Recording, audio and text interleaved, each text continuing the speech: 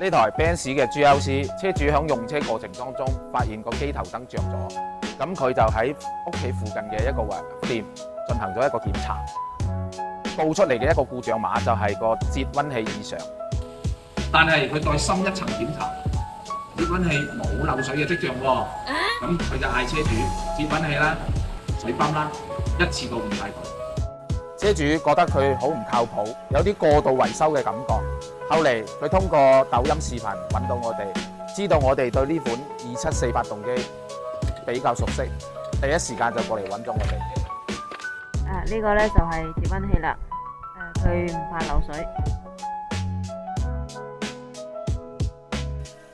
嗱，而家嗰個節溫器就拆咗出嚟啦，大家睇下，佢的確係冇漏水嘅一個跡象嘅，但係佢點解會報故障碼呢？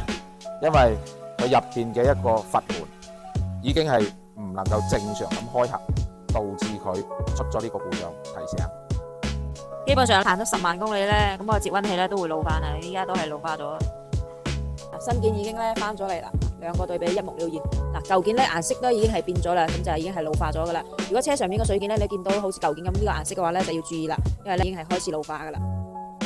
咁我哋嘅解決方案，只要換咗呢個節溫器總成，就能夠解決問題啦。